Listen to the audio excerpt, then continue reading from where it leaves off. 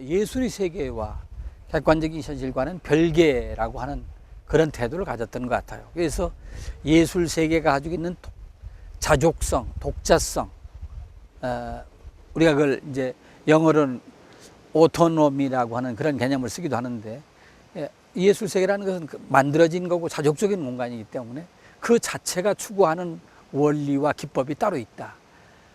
그렇게 생각을 하게 되죠. 그래서 미적 자율성이라는 개념에 훨씬 더 가까이 접근할 수 있게 됨으로써 예술이라는 것을 현실과 밀착시켜서 보려는 태도에서 독립시키는 그런 새로운 인식의 변화를 추구했던 거라고 볼 수 있습니다. 이런 데서 출발했기 때문에 이상의 문학은 기존의 예술들이 또는 문학이 보여주려고 하고 또 추구하려고 했던 그런 세계하고는 상당 부분 다르다는 것입니다. 이 사람이 정신분열증 같은 증상을 앓을 수밖에 없었던 그러한 여건이 유아기에 이미 이루어졌다는 거. 그걸 큰아버지 돌아가실 때까지 그 집에 살거든요.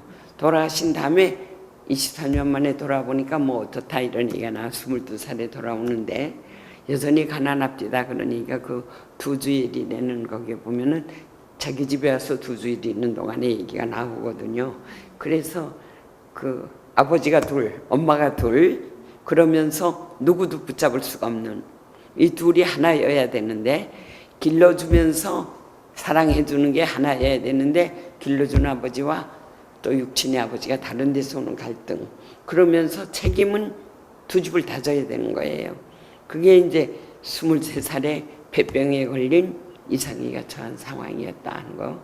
책임질 수 없을 만큼 많은 가족이 있는데 돈을 벌 수는 없고 몸이 아파가지고 그런 상황이었다는 것. 그것이 이상문학의 그 어두운 그늘의 하나다 이렇게 볼 수가 있는데. 예컨대 김한기라든지 유영국 또 이중섭 구본웅 이런 이제 여러 작가들이 나오면서 다양한 새로운 어떤 물결을 받아들였죠.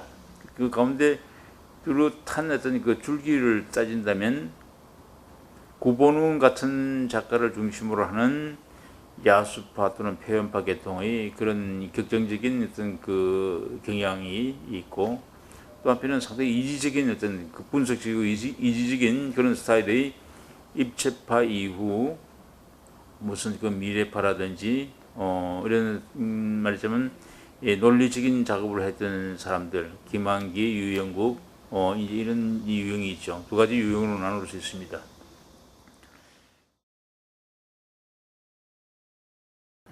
그래서 어떻게 보면 이상은 그 식민지 지식인의 하나의 그 전형이면서 오늘날에 우리가 그러니까 사회 속에서 지식인이 그러니까 해나가고 있는 그러한 그 모습들의 전범을 갖다가 보여준 게 아니냐. 그 세상이 어떻게 돌아가고 그 사회가 어떻게 돌아가는지 담쌓고 자기만 잘 되면 된다라고 하는 이런 엘리트주의적인 이런 그 지식인의 원형이 바로 그 이상이었다라고 우린 이야기를 할 수가 있는 거죠. 근데 이상의 경우에는 이제 그게 그 당장에 자기가 살아야 되는 뭐 실존적인 상황, 이런 그 집안의 가난의 고통, 또 자기의 육체적인 어떤 그러니까 병, 뭐 이런 거에 절박함이 그 있었던 거죠. 이제 그런 의미에서 그 이상은 이제 그 자신의 꿈과 이상은 컸지만 자신의 어떤 현실과 육체는 그것을 뒷받침해 줄 수 없는 이런 한계 속에 살아야 됐었던 것. 이제 그렇다 그러면 오늘날에 우리가 현대 예술과 디자인 그 이러한 것들을 어떻게 우리가 그러니까 펼쳐 나가야 되는 거예요. 그것은 바로 이런 꿈과 현실의 균형 감각 속에서 이루어져야 되는 게 아닌가.